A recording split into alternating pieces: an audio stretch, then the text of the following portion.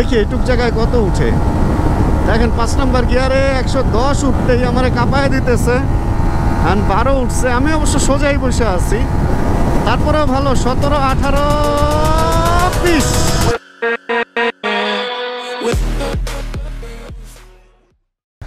আচ্ছা, একটা মজার ঘটনা আছে আজকে, মানে ভালো ঘটনা আছে আর কি, একটা সুন্দর ঘটনা, একটা ভালো খবর দিয়ে আপনাদের সাথে আজকে ভিডিওটা শুরু করি। সেটা হলো ঘুমাইতে গেছি আজকে সকাল 6:30টার সময়। আর ঘুমাইতে যখন গেছি তখনই আমি জানি যে আমি 12টা 12:30টার মধ্যে উঠতে পারবো না, আমার লেট হয়ে যাবে। যদিও ঘুম ভেঙে গেছিলো, তারপরে আলসেমি লাগতেছিল, বিছানায় শুয়েছিলাম। আর এর মধ্যে তারপরে উঠলাম, উঠে রান্না বান্না করলাম, আকাশ আর আমি খাইতেছি। আর আপু ফোন দিছে যে সে নাকি গেটের সামনে। আর আমার 2 আপু মিলে আমার মাকে নিয়ে আসছে। আমি অর্ধেক খাওয়া রেখে যদিও উঠতে হয় না, বাট মা এমন ইম্পর্টেন্ট একটা ইস্যু যে এটা খাওয়া রেখে উঠা আমার জন্য ওটা জরুরি মনে হয়েছে। আকাশ আমি দুইজনই অর্ধেক খাবার রেখে দেন হচ্ছে হাতটা ধুয়ে তারপরে হচ্ছে দাঁড়ান রেলটা দেখি আর কথা বলি। সুন্দর না ব্যাপারগুলা? কত মানুষ তাদের স্বপ্ন নিয়ে বাড়ি ফিরে যাইতেছে সামনে বসে। ওয়াও, ইঞ্জিনের মধ্যে অনেক লোক উঠে। আচ্ছা যাই হোক, মাকে নিয়ে ওরা ফিরতেছে। অ্যান্ড আমি যাইতে যেতে দেখি যে মা মাঝখানে 2 বোন 2 পাশে হাত ধরে রাখছে, মানে কাঁধে ধরে রাখছে। আর মা হেঁটে হেঁটে আসতেছে। আমি তো খুশিতে, মানে আমার অনেক খুশি লাগছে। অ্যান্ড ঘরে যখন ঢুকতেছিল তখন আমি তাড়াতাড়ি ফোনটা হাতে নিয়ে একটু ছবি ভিডিও করে রাখছি অল্প একটু, যে মা একা একা হেঁটে ঢুকতে পারতেছে। তারপরে বড় ভাইকে ফোন দিলাম, বললাম সব কিছু। অন্যরকম একটা ব্যাপার স্যাপার। যাক, মা বাসায় আছে এখন। শরীর যদিও অতটা ভালো না, বাট হাসপাতাল থেকে বাসায় যেহেতু ছাড়ছে, তার মানে অতটুকু সুস্থ আছে যে বাসা পর্যন্ত সে থাকতে পারবে বা বাসায় থাকতে পারবে। অ্যান্ড ওয়াশরুমেও গেল, আমরা ধরে নিয়ে গেছিলাম, দেন আসলো। সব কিছু ঠিকই আছে। একটু ভয় পায় ওয়াশরুম থেকে বের হইতে যায়, মানে আমি যে ধরছি ওনাকে সামনে থেকে, উনি বলতেছে যে এই সামনে এইভাবে আমি দেখতে পারি না, সামনে এসে দাঁড়ায় গেছো রিক্সাওয়ালাদের মতো। মানে রিক্সাওয়ালারা যেমন রিক্সা চালানোর সময় সামনে থাকে, সামনে কিছু দেখা যায় না, ওইটা আমারে বলতেছে। আর কালকে রাতে মোটামুটি ভালোই গরম পড়ছিল ভাইয়া, গরম ভালোই পড়ছিল। জ্যাকেট পরে আমি শুধু ঘামছি, ওষুধ খুঁজছি আর ঘামছি। কিন্তু আজকে মনে হইলো যে ওরকম গরম, এই জন্য আমি কিছু পরে বের হইলাম না। কারণ আমি যাবো লাস্টে একটু মিরপুরের দিকে, ওইখানে আমার একটা উইন্ড ব্রেকার আছে, ওইটা পরে আসবো। বাট এখন বের হওয়ার পরে তো দেখি একটু ঠান্ডা ঠান্ডা একটা ফিল লাগতেছে। আর কয়েকদিন হাসপাতাল বাসা এগুলা করে যেটা হয়েছে, বডি একটু উইক হয়ে গেছে। আর এখন অল্পতে একটু ঠান্ডা লাগে, আবার অল্পতে একটু গরম লাগে, এই আর কি। আর এয়ারপোর্টের এই যে রাস্তার এই কাজ চলতেছে, একের পর এক হচ্ছে। দেখেন অবস্থাটা। এদিকে রাস্তা একবার হয়ে গেল, এখন আবার এদিকে ওই যে নতুন করে কি খুঁড়াখুড়ি শুরু করছে। আবার কি এক্সপ্রেস, কোন এক্সপ্রেস, কি এক্সপ্রেস হইতেছে কে জানে। এই আমাদের জেনারেশনটা, এটা কি জানেন আপনারা, আমাদের এই জেনারেশনটা জাস্ট উন্নয়ন দেখতে দেখতেই আমরা এই জেনারেশনটা পার হয়ে যাব। কারণ শুরু থেকে এই পর্যন্ত একের পর এক যেভাবে চেঞ্জ হচ্ছে। এই যে গাড়ি ধরছে দেখেন পুলিশ, এই যে লাইসেন্স নিচ্ছে, এই যে কাগজ ফেরত দিয়ে দিচ্ছে, এই যে কি জানি করতেছে। পেছনে যারা যাত্রী তারা একটু চাইনিজ টাইপের, বেশি কাছে না যাই, পরে আবার ঝামেলা আছে। তবে এটা আমার কাছে খুব ভালো লাগে যে পুলিশ ইদানিং not only motorcycle but also, মানে তারা গাড়ি ধরে, ট্রাক। অবশ্য রাতে তো আমি ওইভাবে থাকি না, দিনের বেলা ট্রাক বেরোলে তো ধরবেই, ওটা বেআইনি। বাস ধরে অ্যান্ড সব কিছু ধরতেছে। এই ব্যাপারটা আমার জোশ লাগে, জোশ। ইদানিং মোটরসাইকেল একটু কম ধরতেছে। আর আমাদের ধরলেও দেখা যায় কি শুধু পেপার দেখে, সব ঠিক থাকলে ছেড়ে দেয়। রিসেন্ট আমার সাথে এরকম হয়েছে। আচ্ছা, যে ব্যাপারে কথা বলতেছিলাম, অবশেষে মা বাসায়, সব মিলে ভালো লাগতেছে। অ্যান্ড চিল একটা ভাইব লাগতেছে শরীরে, যে মা বাসায়। এখন আমি চাইলে যে কোনো জায়গায়, যে কোনো সময়, যে কোনো দিক থেকে মানে যাইতে পারি। আর আবার বাসা থেকে যদি কোনো খবর দেয় আমি চলে আসতে পারি। ভাই হাসপাতাল কখনো তো আসলে, হাসপাতাল অবশ্যই জরুরি একটা জিনিস, মানুষ সুস্থ হয় ওইখানে। এই যে সামনের অ্যাম্বুলেন্সটা দেখেন, কাউকে সুস্থ করার চেষ্টায় ছুটে চলেছে তারা। বাট হাসপাতাল আসলে কখনো সুখের জায়গা না তো, তাই না? কেউ তো সুখে ওইখানে যায় না। মুন্না ভাই MBBS দেখলে মনে হবে হাসপাতাল মনে হয় কি ফান, কি মজার জায়গা। আসলে ব্যাপারটা তো তা না, তাই না? আসলে হাসপাতাল কষ্টের জায়গা। আর আমরা সব সময় সবার জন্য দোয়া করব যাতে হসপিটালে কারো না যেতে হয়, যাতে কেউ অসুস্থ না হয়। আর আমি সবসময় আল্লাহর কাছে একটা কথা বলি, মৃত্যু যদি আসে যাতে এসে নিয়ে যায় ছিনা। ওই যে মানুষকে কষ্ট দিতে আমার একদমই ভাল লাগবে না, এরকম আমার মনে হয়। আর আমার তো সত্যি কথা, আমার তো নাইও কেউ, মানে আসে না যে আমাকে দেখবে। এরপরের জেনারেশনের কথা বলতেছি আর কি। এখন তো আমি অসুস্থ হলে মা দেখে বা কিছু একটা। লাস্ট আমার পায়ে যখন সার্জারি হইলো, মা আমাকে যে হেল্পটা করছে, এই আর কিছু না। এই আপুটা তো অনেক লম্বা, মাশাআল্লাহ, আমার লম্বা মানুষ অনেক পছন্দ। আচ্ছা যাই হোক, চলেন আমরা তাহলে বের হয়ে যাই এদিক থেকে। আজকে হচ্ছে অনেক দিন পর দুনিয়ার নর্মাল কাজকর্ম নিয়ে আবার বের হইছি। একটু ঠান্ডা লাগতেছে, বাট অনেক দিন পর আবার কামব্যাক করলাম আর কি রেগুলার লাইফে। এই তো এই দেখেন, একটা ভূতের বাড়ি দেখায় আপনাদেরকে। এই বাড়িটা, এটার দেখেন কোনো জানালা নাই, কিছু নাই। এটার কারণ জানেন? জানালাগুলো না খুলে নিয়ে গেছে, খুলে যারা হলো মানে এখানে ছিল নিয়ে এটা বিক্রি করে দিচ্ছে। এরকম ঘরবাড়িতে দেখবেন, পুরানো ঘরবাড়িতে গ্রিল টিল, ওই যে দরজা জানালা বাথরুম ফিটিংস যা আছে সব বিক্রি হয়ে গেছে, টাইলসগুলো শুধু খুলতে পারে নাই। আর এগুলা হচ্ছে এই যে ফ্লাইওভারের রোডের কাজ যখন হয়েছে তখন অফিসাররা এখানে থাকছে, অফিস টফিস বাসা বাড়ি এগুলা ছিল। আর এখন তো এটার কাজ শেষ, এখন এগুলা কি হবে, এগুলা পুরান ইট হিসাবে বিক্রি হবে। বাথরুমের টাইলসগুলো তো তোলা যাবে না, তোলা গেলে বাথরুমের টাইলসও বিক্রি করে ফেলতে হয়। অলরেডি বাকি সব কিছু বিক্রি হয়েও গেছে, প্রত্যেকটা জিনিস এগুলা বিক্রি হয়ে গেছে, মানে চুরি হয়ে গেছে অলরেডি এগুলা। অ্যান্ড বাকিটা হচ্ছে টেন্ডার হয়ে বিক্রি হবে যতটুকু পয়রা আছে। বাট এই গ্রিল অ্যান্ড এগুলা মানে সরকারি জিনিস, যে যেভাবে পারতেছে সে সেভাবে খেয়ে ফেলতেছে। অবস্থাটা দেখছেন, একটা বাড়ির যদি এই অবস্থা হয়। ওহো, এটা তো মূত্র বিসর্জন জোন। আমি খালি এইখানেই থামি কেন? আমার ভাগ্যটা এত খারাপ কেন? এই মূত্র বিসর্জন জোনটার মধ্যে আসলেই আমার কত কথা মনে হয়, এখানে খালি থামতে ইচ্ছা হয়। কেন যে এই অবস্থা? এয়ারপোর্ট রোডে আরেকটা ভয়ঙ্কর জিনিসের কথা আপনাদেরকে বলি, স্পিডে থাকা অবস্থায় কখনো বাম দিক দিয়ে ওভারটেক করতে যায় না। এয়ারপোর্ট রোড কিন্তু এখন আর ওই আগের মতো ঝাড়ু দেয় না। আগে একটা সময় ছিল এই রোডগুলো রাতে ঝাড়ু দিয়ে পরিষ্কার করে ফেলতো। এখন এই গাড়ি ঘোড়ার ধাক্কায় ধাক্কায় ধাক্কা ধাক্কায় ঝাড়ু অটো হয়ে যায়। এন্ড এই অটো ঝাড়ু হয়ে এই ময়লাগুলো সব সাইডে জমে। এগুলো আগে এক সময় ঝাড়ু দিয়ে দেন গাড়িতে করে নিয়ে অন্য কোথাও ফেলতো। এখন এখানে বালু জমতে জমতে এই অবস্থা। এন্ড কিছু কিছু জায়গায় এই বালুগুলো অনেক ভিতর পর্যন্ত চলে আসছে। এন্ড আপনি যখন স্পিডে বাম দিক দিয়ে ওভারটেক করতে যাবেন, এই বালুতে স্লিপ খাওয়ার একটা চান্স থাকবে। তাই এয়ারপোর্ট রোডে এই ব্যাপারটা কিন্তু আমাদের সবার একটু সাবধানে থাকতেই হবে। জ্যাম পড়ে গেছে বাসের পেছনে, কিছু কিছু বাসের পেছনে কিন্তু বেশ সুন্দর সুন্দর কোট লেখা থাকে। দেখেন এই যে এটাই লেখা, ঘুম ভাঙলে সকাল, না ভাঙলে পরকাল, আল্লাহ সর্বশক্তিমান। ঘুম ভাঙলে আসলে কিন্তু সকাল, ঘুম যদি সকালবেলা ভাঙে তাহলে সকাল দেখতে পারবেন। আর যদি আর না বাবা রে বাবা, আর যদি সকালে আর না ভাঙে, এই সর্বনাশ। এখানে আর্মি কেন? এখানে আর্মি দিয়ে রাস্তা কন্ট্রোল করা হচ্ছে, কিছু একটা অভিযান মনে হয় চলতেছে। একটু পুলিশেরও আনাগোনা বেশি, দুইজন সার্জেন্ট একসাথে দাঁড়ানো, আমাকে ডাক দিয়েন না। আচ্ছা একটু 300 ফিট ঢুকবো। আচ্ছা যেটা বলতেছিলাম, ঘুম ভাঙলে সকাল, না ভাঙলে পরকাল। আসলেই না ভাঙলে পরকাল, তাই না? কারণ পরকাল এমন একটা জায়গা যেখানে আমরা কেউ কখনো যাই নাই, কেউ কখনো দেখি নাই। মানে আমরা যারা এখানে আছি ধারণা থেকে একটা জগৎ বানায় নিছি, বা যেরকম হচ্ছে আমরা ধর্মীয়ভাবে জানতে পারছি, যে যে যার কল্পনা থেকে ওইভাবে ওই ব্যাপারটা শুনে একটা ধারণা নিয়ে রাখছি আর কি। ভয় লাগে। আর দেখেন না, একটা কি সুন্দর এখানে মাঠ হয়েছে, এত একটা ব্যস্ততম একটা এরিয়ার মধ্যে এত সুন্দর একটা মাঠ, চিন্তা করা যায়, ভাবা যায়। বাট তারপরে এখানে হয়ে গেছে। এটা যদি গভর্নমেন্টের কোনো প্রজেক্ট হয়ে থাকে তাহলে তো খুব ভালো, আর যদি না হয়ে বেসরকারি হয়ে থাকে তাহলে এই মাঠটা খুব বেশি দিন থাকবে না। তবে যতদিনই আছে বা যতদিনই যদি থাকে, এই মাঠটা খুব জরুরি একটা জিনিস, মানুষকে নেশা এবং আজে বাজে কাজ থেকে অনেক দূরে রাখে এই খেলাধুলা, জরুরি একটা জিনিস। আচ্ছা 300 ফিট আমি কেন ঢুকলাম? আমার বাইকের ফুয়েল খারাপ পড়ছিল, তো বাইকের পারফরমেন্সের অবস্থা খুব খারাপ হয়ে গেছিলো। অ্যান্ড আমার কাজ ওই দিকে, বাট তারপরে একটু 300 ফিটে ঢুকলাম হচ্ছে একটু বাইকটারে হালকা টান দিব আজকে। টান বলতে একটু পুল করব, একটু সরি হাই থ্রটল করব, চেকপোস্টে ধরা খাইতেও পারি। অ্যান্ড দেখবো কী অবস্থা, যদিও ঠান্ডা লাগতেছে। চলেন তারপরে একটু দেখি কি অবস্থা। খুব বেশি স্পিড তুলবো না, চলেন 100 পর্যন্ত তুলে দেখি যে কতটুকু সময়ের মধ্যে কতটুকু স্পিড গেইন করতে পারে আমার বাইক। 2 নাম্বার গিয়ার না, পাওয়ার এখনো পর্যন্ত বুঝাই যেতেছে যে আগের মতো ওরকম একদম সুন্দর হয় নাই। মানে ব্যাপারটা এমন হয়েছে, তেল যে খারাপ বুঝাই যেতেছে। কারণ এয়ার ফিল্টারটাও মোটামুটি ময়লা আছে। 100 উঠে, বাট এত সময় নিয়ে 100 উঠলে তো হবে না। এই আজকের বাতাস তো সুন্দর, মানে বাইকে 100 উঠছে কিন্তু শরীরে বাতাস লাগতেছে না।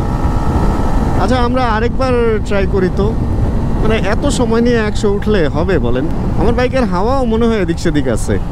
আমি এর আগে একটা কথা বলছিলাম যে বাইকের হাওয়া অলওয়েজ প্রতি 1 সপ্তাহ থেকে 15 দিনে চেক করবেন, তা না হলে বাইকে পারফরমেন্স পাবেন না। ধরেন এই যে 1 নাম্বার গিয়ার, চলেন তো আবার 1 নাম্বার গিয়ারে কত নিলাম, 30, 32, 37 পর্যন্ত চলে গেছিল। 100 উঠতে যদি এত সময় লাগে, এটা কোনো কথা? 4 নাম্বার গিয়ারে উঠছে, বাট মেলা সময় নিছে, মেলা সময় নিছে। ভালোই তো স্পিড উঠে, দেখি তো কীরকম উঠে। এমনিতে ওইভাবে টপ স্পিড কখনো ট্রাই করি নাই। 120 পর্যন্ত ইজি উঠে যেতেছে। আজকে মনে হয় বাতাস আমার অনুকূলে। সামনে কি আবার চেকপোস্ট নাকি? আচ্ছা, চেকপোস্ট থাক চাই না থাক, আমরা এমনিও বাম দিক দিয়ে যাবো, কারণ ইউটার্ন নিতে হবে। তবে 120 পর্যন্ত এত সুন্দর উঠে গেল। তেল খারাপ, তারপরে এই অবস্থা। তাহলে চিন্তা করেন, ভালো ফুয়েল যদি পাই তাহলে কি অবস্থা হবে। আর এই বাইকটা নেওয়ার পরে এখনো পর্যন্ত ব্রেক ইন পিরিয়ডের মতোই চালাইতেছি। 3000 কিলো পার হয়ে গেছে, তারপরে ইঞ্জিন অয়েলও ঘন ঘন ড্রেন করি। অ্যান্ড এটা অবশ্য SOHC ইঞ্জিন। DOHC যদি হইতো তাহলে আবার ওই যে টানটুন দিলে এটা আবার স্মুথ হয়ে যেত। আপনারা কি এই জিনিসটা জানেন? না জানলে চলেন, একটু SOHC অ্যান্ড DOHCর ব্যাপারটা ক্লিয়ার করি আপনাদের। সিঙ্গেল ক্যামে SOHC আমার একটু এটা উচ্চারণ করতে গেলে আটকায়া যায়। SOHCর হলো থাকে, ভ্যালভ ক্লিয়ারেন্স অ্যাডজাস্ট করতে হয়, ট্যাপেট থাকে, এগুলো অ্যাডজাস্ট করতে হয়। প্রতি 5 থেকে 6000 কিলোতে অ্যাডজাস্ট করলে পারফরমেন্স ভালো থাকে। অ্যান্ড এটার জন্য হচ্ছে ইঞ্জিনের উপরে যে হেড কভারটা থাকে ওটা খুলে দেন অ্যাডজাস্ট করতে হয়। এই ইঞ্জিনটা আপনার খুলতে হবেই।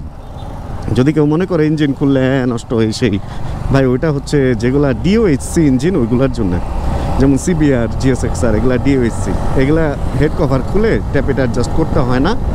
ওইগুলাতে আবার থাকে হচ্ছে শিম। ওই শিম আবার অনেক সময় ক্ষয় হয়ে যায়, তখন দেখবেন যে থ্রটল ওইভাবে পাবেন না, এই না সেই না।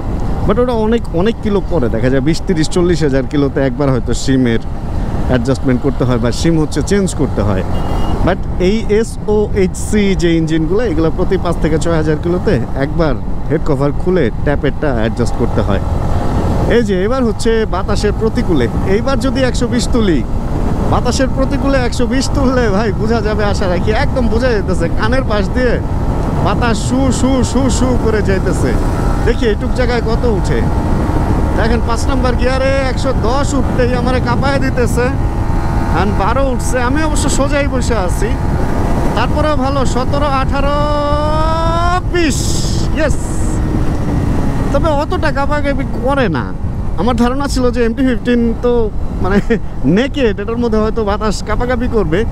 ভার্সন 1 যখন চালাইছিলাম ওইটাই যতটুকুই বা এই 120-এ কাঁপাকাঁপি করতো, এই ভার্সন 2টা আরও অনেক বেশি স্টেবল। আসলে এই USD বা আপসাইড ডাউন না, কিন্তু আপসাইড ডাউন। এই কি হইতেছে এখানে? ও মাই গাশ, শুটিংস, সেই তো ব্যাপার স্টাস।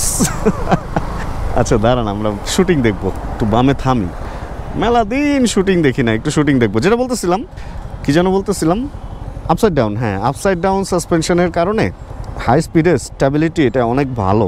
নর্মালি আমি MT যেটা ভার্সন 1 ওটা তো USD, সরি টেলিস্কোপিক, এটা USD। অ্যান্ড টেলিস্কোপিকে ওই পারফরমেন্সটা পাই নাই, এটাতে যেটা পাইতেছি এটার পারফরমেন্স অনেক ভালো। আমরা না শুটিং দেখবো বলছিলাম, চলেন শুটিং দেখি একটু। চলেন আপনাদেরকে শুটিং দেখাই। যদি কোনো মোবাইলের জুম ভালো থাকে তাহলে এইভাবে না শুটিং দেখা যায়। দেখছেন এই যে শুটিং চলতেছে, গাছপাতা ফুল ফল দেখাচ্ছে, এই যে এখানে ক্যামেরা দিয়ে রেকর্ড করতেছে, সেই ব্যাপার স্যাপার কিন্তু দেখছেন হয় নাই।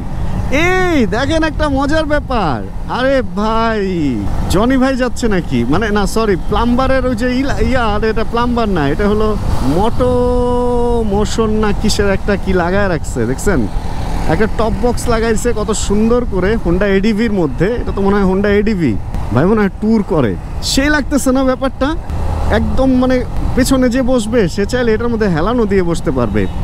আর আরও মজার ব্যাপার হচ্ছে এটা অনেক টাইট হয়ে বসছে, কোনোভাবে এই যে ঝাঁকি স্পিড ব্রেকারে নড়তেছে না। ভাই জিনিসটা তো ভালো লাগছে। আপনারা কমেন্ট করেন তো আমার বাইকের পিছনে এগুলো একটা লাগাবো কিনা। তাহলে দেখা গেছে যে এগুলোর মধ্যে কাপড় চোপড় যদি ঢুকায় ফেলি, দুইজনও যাওয়া যাবে। আবার আরেকটা ব্যাপার করা যাবে হচ্ছে ল্যাপটপ আমি চাইলে আমার বডিতে ক্যারি করতে পারবো ছোট্ট একটা ব্যাগের মধ্যে। আপনারা এই কমেন্ট করে জানান যে এগুলা লাগাইলে কি খ্যাত লাগবে না আপনাদের বাইকটা ভালো লাগবে। বড় সড়ো বাইক হলে তো ভালো লাগে, বাট আমরা তো ছোটোখাটো বাইক চালাই আর কি। MT-তে লাগাবো কিনা আপনারা কমেন্ট করে জানান। তবে ভাইয়ের এই ADVটার মধ্যে এটা এত জোস ফিটিং হয়েছে ভাই, পুরো ফ্যান হয়ে গেলাম এই ব্যাপারটার, অনেক সুন্দর জমছে। আপনার স্কুটারের সাথে এটা তুমুল যাইতেছে, সুপার লাগতেছে। ও গান ছিল, অনেক ভালো লাগতেছে ভাই, একদম ফুল কম্প্যাক্ট একটা ব্যাপার। আচ্ছা আচ্ছা, মনে হয় যে মেড ফর ইচ আদার, মনে হয় made for each other, colour টালার সব এক।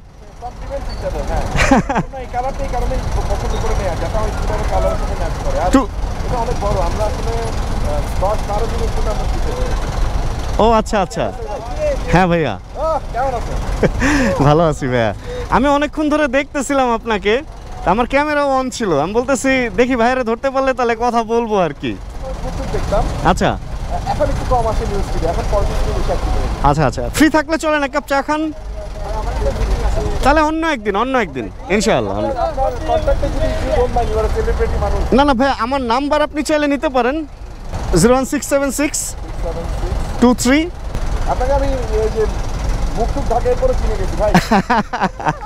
থ্যাংক ইউ ভাইয়া। ভাইয়ের নামটা? আচ্ছা আচ্ছা, থ্যাংক ইউ ভাইয়া। নাটকের কিছু নাই ভাই, হ্যাঁ যাক ভালো লাগলো। ভাই কি উত্তরা থাকেন? ও আচ্ছা, কাছাকাছি, আমি উত্তরা। ভাইয়ের নামটা? আমি থেমে সেভ করে রাখতেছি, অবশ্যই আসবেন একদিন ভাইয়া। ভালো লাগলো ভাইয়া।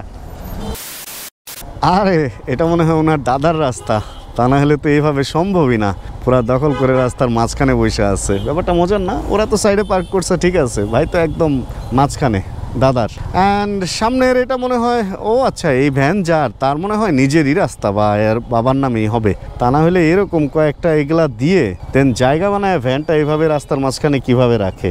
হবে বাবা বা দাদা কারো রাস্তাই হবে। এ হচ্ছে আগারগাঁয়ের সেই রাস্তাটা, যে রাস্তাটা হচ্ছে মেট্রো রেলের এই পাশ দিয়ে এসে সঙ্গীত কলেজের সামনে দিয়ে তারপরে হচ্ছে 60 ফিটের সাথে যে মিলছে ওই জায়গাটা। আর এখানের অবস্থা এরকমই, রাস্তার সাইডে তো অ্যাম্বুলেন্স সব কিছু থাকে, ওইটা ঠিক আছে, রাস্তার মাঝখানেও এইভাবে ওই যে ওই পারেও দেখেন ভ্যান ট্যান, এই যে গাড়ি, ব্যাপারই না, এটা চিল একটা ভাই। মানে এটা মেনে নেওয়া যায় যে একটা অ্যাম্বুলেন্স রাখছে, দরকারি জিনিস এটা রাখতেই পারে, দুই পাশেই রাখছে অনেক অ্যাম্বুলেন্স এখানে। বাট ভ্যান দিয়ে রাস্তায় এভাবে আটকায় রাখা বা পাবলিক গাড়ি, এই যে এখানে লোড আনলোড করতেছে রাস্তার মাঝখানে রেখে, ব্যাপারই না, এগুলো চলে এখানে। আত্মীয় স্বজনের রাস্তা তো, নিজস্ব পরিবার পরিজনের রাস্তা। আমার একটা রাস্তা থাকলে আমি এরকম গাড়ি রাস্তার মাঝখানে একটা ঘর বানায় নিতাম টিন উপরে দিয়ে, অযথা ভাড়া দিয়ে গ্যারেজে কেন রাখবো, রাস্তার মাঝখানেই রেখে দিতাম, ওটাই ভালো হইতো। যাই হোক, মজা করলাম, কিছু জিনিস চোখে পড়লো, কিছু জিনিস আপনাদের সাথে শেয়ার করি বা করলাম, বা ইনশাআল্লাহ সামনে আরও করব, এই হচ্ছে ব্যাপার। সামনে একটা সিএচআর দেখছি, সিএচআরের কালারটা ভালো লাগছে, এটা শুধু সিলভার, ছাদও সিলভার, বাট এটা ডুয়েল টোনটা আমার ভালো লাগে, ছাদ যদি কালো হয় ওইটা আমার কাছে বেশি ভালো লাগে। যাক, আজকের ভিডিও থেকে বিদায় নিয়ে নিব, কারণ চলে আসছি এখানে, অনেকদিন মিরপুর বাসায় যাই না, আজকে একটু ঘর ঝাড়ু দিতে হবে, মুছতে হবে, ঘরটা একটু পরিষ্কার করে দেন আবার উত্তরা যাওয়া লাগবে। তাহলে আজকের ভিডিও থেকে এখানে বিদায় নিয়ে হোক রাখতেছি। এই গাড়িটার মতো আমার ভিডিওটা আপনাদের ভালো লাগছে, যদি ভিডিও বা গাড়িতে কোনো কিছু ভালো লাগে প্লিজ একটা লাইক দিয়ে দিন, এই গাড়ির কসম। যদি চ্যানেলে নতুন হন প্লিজ সাবস্ক্রাইব করে হয়ে যান আমাদের ফ্যামিলি মেম্বার। দেখাবে সামনে তাহলে আবার কোনো নতুন ভিডিওতে, আর যতক্ষণ পরবর্তী ভিডিও নিয়ে আবার আমি না আসছি তখন ইনশাআল্লাহ আমরা থাকবো ভালো, আমরা থাকবো সুস্থ এবং করতে থাকবো চিল, অ্যান্ড অবশ্যই জানাবো কে কোন জায়গা থেকে ভিডিও দেখছি। Chill bro. Check the mic and make sure it sound right, boys.